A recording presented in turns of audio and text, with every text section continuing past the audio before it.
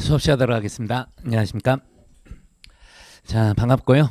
오늘부터 총 5회에 걸쳐서 우리 이제 선택형 모의고사하고 그다음에 이제 기출 나왔던 형법 관련해서 담당이 된 오지현 선생님입니다.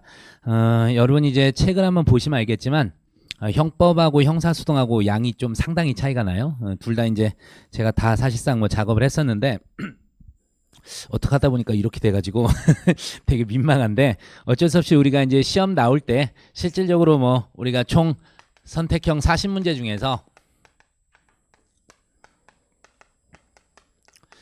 우리가 이제 순수 형법만 나오는 게 1번부터 보통 한 20번까지 20번? 19번까지라고 할까요? 그래요. 대충 한 20번 정도 되고 그 다음에 형소법 나온 게 18번까지로 합시다. 평균적인 거 얘기하게 18번 하고 그 다음에 19번부터 30번까지가 주로 순수 형소예요. 그 다음에 이제 통합 문제가 이제 31번부터 40번까지 이렇게 돼요. 자, 여기서 보시면 알겠지만 이게 이제 평균치 얘기하는 거예요. 18개고 12개고 그 다음에 이제 여기서 10여 개 이렇게 등장하게 되는데 봐도 뭐예요? 3대2죠. 3대2. 3대2이기 때문에 당연히 형법이 더 많아요. 그리고 또 이제 아무래도 형사소송은 이론적인 게 아니라 대부분 뭐죠? 그냥 우리 판례, 조문의 판례뿐만 아니라 이 조문을 근거로 해서 하는 거기 때문에 금방금방 답이 나와요. 그래서 여러분들이 이제 나중에 공부할 때도 마찬가지인데요. 당연히 형법과 형사소송법 있을 때 여기 나온 대로 가셔야 돼요. 한 60% 그리고 40% 정도 좀 노력을 하시는 게 맞습니다. 그리고 형법은 참 짜증나죠. 저도 이제 형법을 주로 가르치긴 하지만 이쪽에 판례가 정말 어마어마하죠. 이 판례가 어마어마하다고요. 근데 이걸 갖다가 무지막지하게 할 건 아니고요. 여러분 이제 사실상 우리 이제 기출하고 법전형 모의고사 그 다음에 혹시 관련돼서 기존에 이제 사시 몇 년분 있을 거예요. 사시 관련해서 뭐 10여 년까지는 필요 없을 것 같습니다. 한 5개년 정도. 이 정도 내에서 기출된 거 위주로 좀 보시는 게 좋아요. 거기에다가 이제 어떤 거 플러스 하는 것이죠? 최신 판례. 최신 판례 1개년 정도 해가지고 쭉 보시면은 형법 같은 경우에는 판례가 다 해결된다고 보시면 됩니다. 그래서 너무 막 구석진 거 있죠. 그런 것까지는 보지 마세요. 그리고 이제 책들이 요새는 웬만하면 표시들이 돼 있어. 별표가 돼 있거나 이런 경우들이 돼 있는데 그런 걸 통해서 좀 보셔도 되고요. 특히 이제 이 책은 이제 출판사랑 얘기하면서 맨 뒤에다가 이제 판례 번호까지 좀 넣어놨습니다. 아마 우리 기출문제 중에서 판례 번호 쭉 한 거는 우리 책이 처음일 것 같습니다. 그리고 또 사례형에서는 다른 과목은 아마 못했을 거예요. 다른 선생님이 못했으니까. 근데 저는 이 형법하고 형사소송 그 기출 사례 내면서 사례했다가도 한 번이라도 언급된 거 있죠.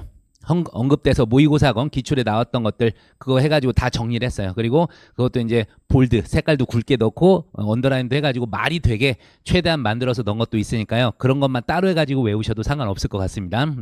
그래서 최대한 뭔가 여러분이 공부하는데 편하게 해드리려고 하고 있는 거예요. 그리고 이제 네. 형법에서 다른 직렬 관련해서 법행권은 좀 안 보시는 게 좋아요. 저도 이제 오전에는 법원행시 강의를 하다 왔는데 법행권은 정말 지엽적인 판례가 많습니다. 네, 그래가지고 그쪽 거는 많이 참조 안 하셔도 돼요. 알겠죠? 제가 유일하게 형법 문제들 객관식 풀어서 100점 못 맞는 게 딱 법원행시예요. 1년에 꼭 풀어보면 제가 이제 물론 이제 짧게 금방 푸느라고 한 뭐 30분 내에 30분 내에 푸느라고 실수도 하긴 하지만 정말 저도 모르는 판례가 한두 개씩 나와요. 그리고 거기 막 개수형이 나와. 개수형 1, 2, 3, 4, 5 뭐 기억니은 디귿니을 미음해가지고 다음 중 맞는 것은 틀린 것은 해서 재작년에는 34문제가 그 개수형으로 나왔어요. 지들이 풀라고 하든가 그죠? 저도 3개 틀려서 40문제 중에 그 정도로 힘듭니다. 그리고 정말 지엽적 판례들이 그런 거는 모르셔도 됩니다. 모르셔도 되니까 우리 쪽하고 그 다음에 사시한 5개년 쪽에 있는 거 이런 정도로 커버를 하시길 바라겠고 그 다음에 형사소송에서는요. 사실 뭐 판례가 가장 주지요. 근데 뭐 조문 관련해서 같이 알아두셔야 되는데 특별히 여러분 이 우리 형사소송법에서는요. 막 지엽적 판례, 형법도 마찬가지지만 절대 보지 마시고 이쪽 판례 중에서는 쉽게 해서 사례형 쪽에 나오기 좋은 거 있죠. 사례형 대비를 위해서 우리가 봤던 것들이 있잖아요. 그래서 형사소송은 사실은 선택형보다는 사례형을 먼저 대비하고 들어가는 게 맞아요. 제가 이제 맨 처음 강의 시작한 게 형사소송에서 시작을 하긴 했는데 변호사 시험 이쪽에서 했는데 처음엔 제가 이제 사법시험 준비를 하다가 그때 이제 발표 기다리고 시작을 했었거든요. 그때 이제 이쪽을 대비하는데 제가 선택형을 뭘 알아. 그래가지고 문제 만드는데 정말 힘들었어요. 우리 이제 변호사 시험 일기 했었을 때는 1회 모의고사는 대한민국에서 제가 있었던 제가 합격의 법학원만 변호사 시험 대비 강의가 이루어졌어요. 그 당시엔 뭐 한림이건 뭐건 다 폐강 한림이었어. 그리고 저 문제 만드느라고 지금도 우리 여기는 아니지만 장원석 변호사 상법 있죠. 그 양반이랑 둘이서 7과목 다 만들고 정말 열심히 했었어요. 그러면서 이제 선택형을 만들기가 정말 힘들었다고요. 그래서 우리가 만들 수 있는 게 뭐였냐? 그냥 기존에 각종 이제 사법시험 2차라던가 이쪽 2차가 나오는 사례형이 나오는 쪽을 이제 가져와서 그거를 이제 문제화 시켰어요. 선택형. 그렇다고 우리가 어디 경찰이나 이런 쪽에 공무원 쪽에 나오는 객관식을 가질 수는 없더라고. 그래서 만들었는데 우리가 길을 열어서 그런가 모든 시험 문제가 실제 기출은 거의 그렇습니다. 최신 판례 외에는 대부분 이제 사례에서 나올 수 있는 거 있죠. 그런 판례들로 구성이 돼요.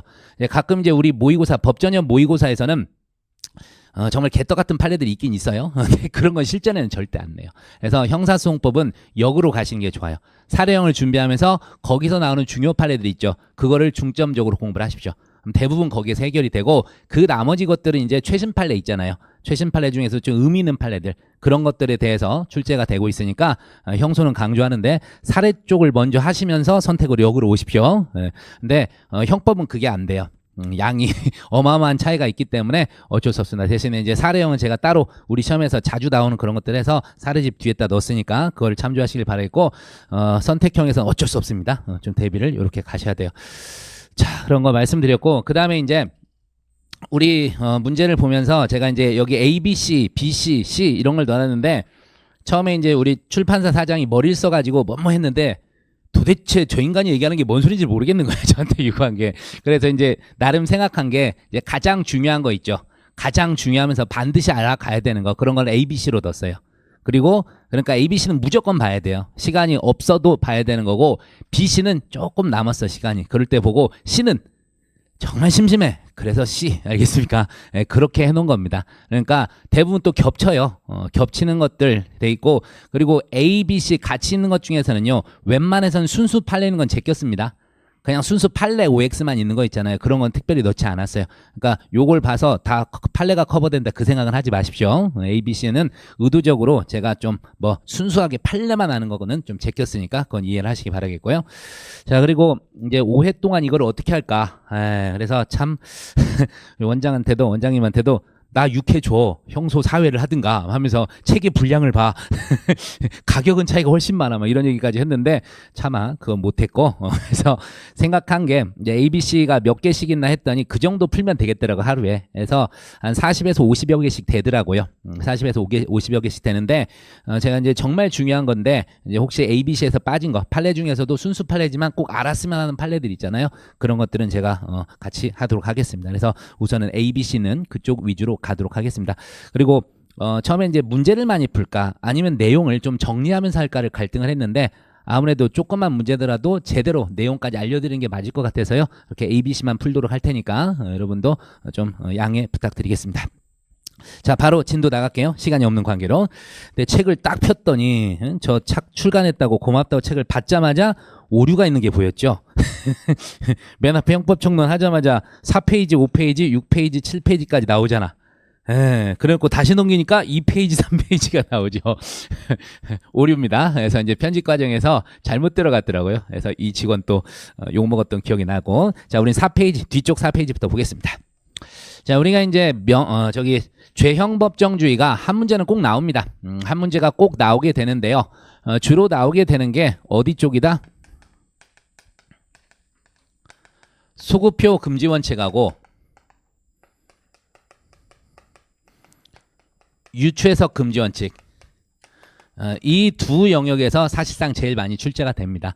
왜냐하면 이외에도 이제 성문법주의, 그 다음에 명확성 원칙, 적정성 원칙 이런 것들이 있게 되는데 법률주의, 성문법주의하고 명확성 원칙은 주로 겹쳐요. 포괄임 금지 원칙에 반하게 되면 명확성 원칙도 기본적으로 같이 반하게 됩니다. 근데 이제는 이제 헌법재판소라던가 대법원 쪽에서 이 가이드라인을 옛날부터 제시를 많이 해줬어요. 그래서 법을 만드는 사람도 법률주의라던가 포괄임주의, 그 다음에 이제 어디요? 명확성 원칙에 반하지 않도록 되게 열심히 만듭니다. 일단 입법하면 법제처에서 옛날에 대충 했는데 요새는 까일까봐 무지하게 열심히 해요. 그래서 거의 그런 오류가 없어요.